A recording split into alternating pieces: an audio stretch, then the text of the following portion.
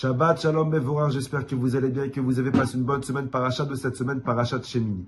C'est écrit dans la paracha de cette semaine qu'après des semaines, voire des mois de préparation, de construction du Mishkan, du tabernacle, enfin, le Mishkan, il est prêt, il est construit. Et Akadosh Baruch Hu, il s'apprête à descendre du ciel pour venir s'installer sur terre avec nous. La Torah dit Vayi Bayom Hashemini, que ce jour-là, c'était le jour le plus heureux qu'il y avait au ciel depuis la création. Akadosh Baruch Hu, le but, il arrive au but ultime de la création, vivre avec les humains. Akadosh Baruch Hu, il s'apprête à descendre sur terre. Vayi Bayom Hashemini, c'était un jour de joie. Imaginez-vous la joie et le ressenti que les Juifs ils ont dû avoir ce jour-là. Akadosh Baruch Hu, il leur a pardonné la faute du veau d'or. Akadosh Baruch Hu, il s'apprête à descendre, habiter avec eux.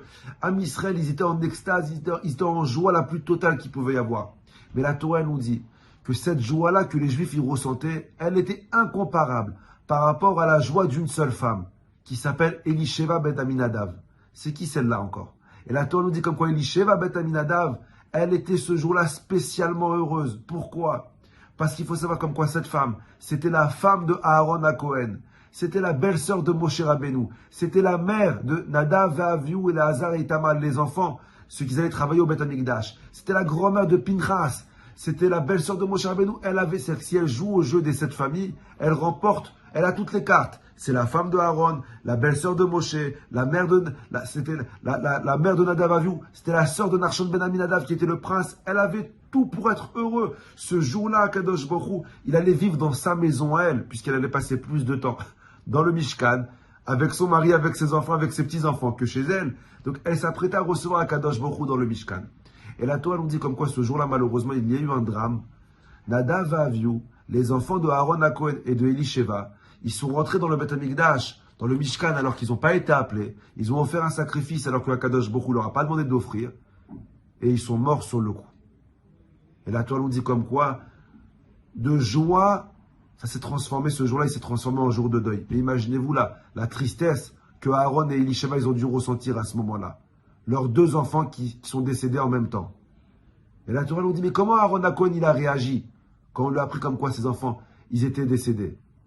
La réaction humaine, est-ce qu'ils se sont rebellés contre Hachem? Est-ce qu'ils se sont énervés? Est-ce qu'Aaron il a dit bah c'est fini, je travaille plus au Beth Amikdash, c'est ça la récompense, toute ma vie j'attendais ce moment-là et ce jour-là, le jour de ma fête, le jour de ma joie, Kadosh Baruch Hu il m'enlève mes enfants. Comment Aaron Cohen il a réagi? Surtout il faut comprendre que c'est pas facile pour Aaron parce qu'il a amené à côtoyer à Kadosh Baruch Hu tous les jours de sa vie. C'est lui le Cohen. Comment Aaron Cohen il a réagi? Comment Elisheva elle a réagi? Et la Torah elle nous dit Vaïdom Aaron, 2 mots. Aaron à Cohen, il s'est tué. Il ne s'est pas tué parce qu'il était en état de choc. Il a choisi de se taire. Et vous savez, Rabotai, des fois le silence, c'est la plus grande forme d'exprimation. Des fois le silence, il vaut toutes les paroles que tu peux dire. Aaron à Cohen, Vaïdom, il se tait. Aaron, il ne comprend pas ce qui lui arrive. Est-ce qu'il est d'accord avec Hachem? Est-ce qu'il n'est pas d'accord avec Hachem? Je ne sais pas. Mais Aaron, il sait une seule chose. Maintenant, Hachem, il attend de moi que je me tais. Aaron, pourtant, il a été choisi pour qu'il parle. Moshe Rabbeinu, il bégayait. Aaron, c'était l'interprète. C'est Aaron qui parlait avec Paro. C'est Aaron qui parlait avec les Juifs. Aaron, il passait sa vie à parler. Mais cette fois-ci, Aaron, il comprend qu'il faut se taire. Vaïdom à Aaron. Et Aaron, il accepte ce qu'Akadosh Baruch Hu, il fait. Et je me suis posé la question tout à l'heure en préparant le cours. Mais comment Aaron, il a eu cette force d'accepter ce qu'Hachem lui envoie en se taisant? C'est très difficile. C'est très difficile. Comment Aaron il a fait? Ben, la réponse elle est simple. C'est grâce à sa femme. Grâce à Elisheva. Vous savez, tous les vendredis soirs, on lit Eshetraïl Mimtza.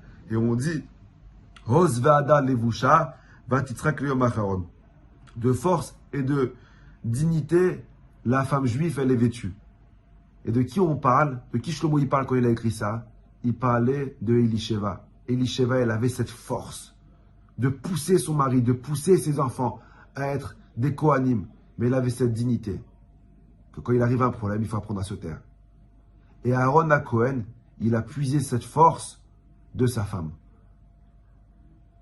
Combien c'est important à Bretagne de comprendre dans la vie, il y a des moments où on doit parler et il y a des moments où on doit se taire. Mais quand tu te tais, c'est pas parce que tu es en état de choc, c'est pas parce que tu n'as pas de quoi dire.